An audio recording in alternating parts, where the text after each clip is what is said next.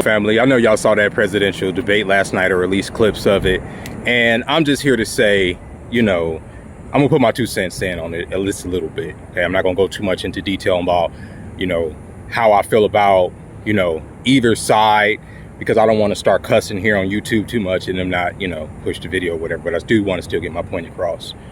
I will say that I'm not a supporter of any person who seeks power. I'm gonna just put it like that. I don't trust them. I don't care if it's a president. I don't care if it's a senator. I don't care if it's a mayor. I always have to question the motives of a person that wants to sit in a position of power, and you should too, okay? So when these two men get up there and they debate, okay, about hot button issues that they present to us on the plate to have back and forth about before they can sit on that main stage and pretend like they're a part of the masses, okay?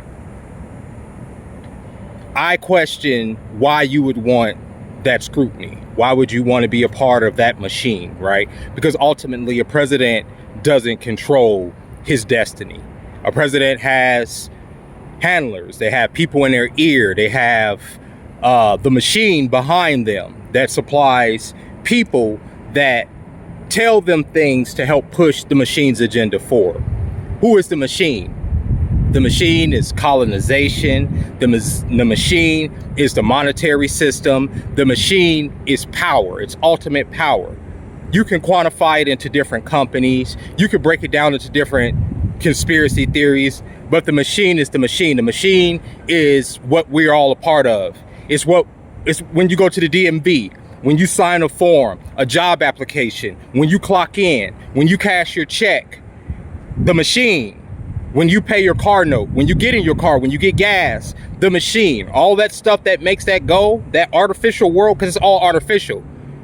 We existed on this planet for hundreds of thousands of years without these machines and these systems.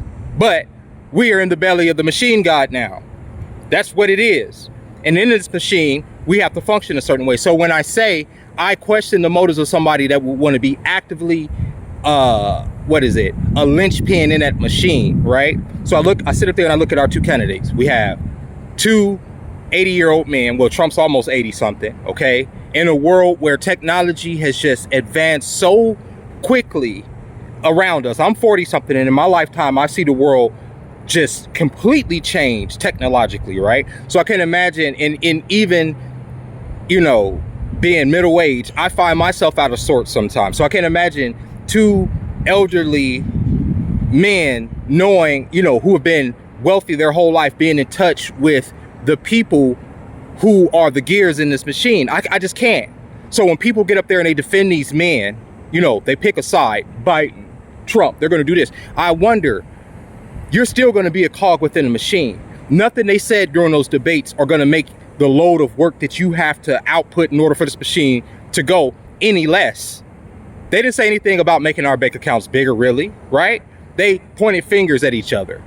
They said the reason we don't have money is because there are people coming from other countries. The reason we don't have this is because of all these arbitrary things that have nothing to do with the fact that minimum wage hasn't went up, that there is no rent caps in a lot of these cities, things that these people who are in power can directly control, could have been directly controlled. We're talking about Democrats, Republicans. Both of these people have been in office for all this time. They could have been changed the stuff. They haven't. They play the same game every 4 years, and we buy into it. And that's what I want to discuss. The sheep, us, the cogs in the machine. At some point, we have to understand, this machine is not necessarily serving us. Do we need a machine to live the lives of comfort and decadence that we've become accustomed to? Abso-fucking-lutely. But there's a way to dismantle this machine without everyone dying, without us going to war, without there being all this suffering and starvation and stuff. There's ways to dismantle the machine and build a new one that actually serves humanity and the greater good, without taking out of the mouths and out of the pockets of people. There's a way to do that. Y'all do know that, right? But those who sit at the top, who concentrate power, right, for the machine, because the machine isn't a human thing, right? There's no one person up there, pulling the puppet strings of all these people. There's nobody that intelligent.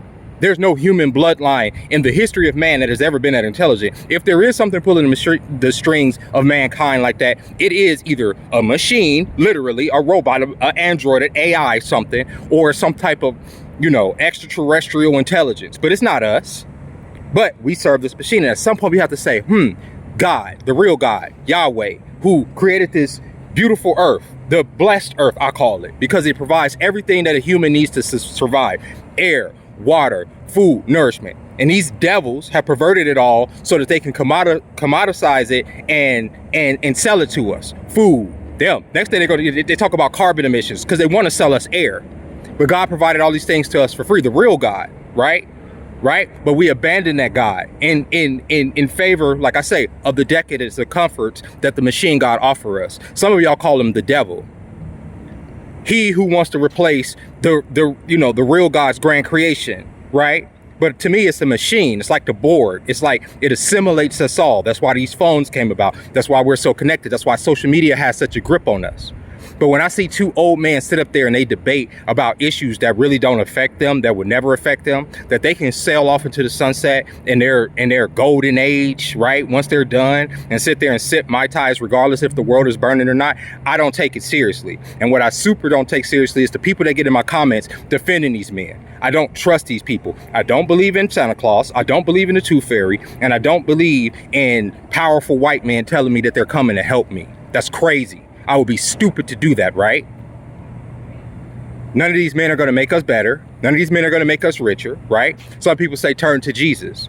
I more so agree with that. I'm not even a religious person than any man that you guys can worship, than any man that y'all could put on a pedestal and bow down to and idolize. It is an affront to the grand designer that has created all this for us to enjoy. We can't even plant trees and fruit and vegetables without them coming and saying, oh, putting some regulation or some bill on it. And y'all call that progress.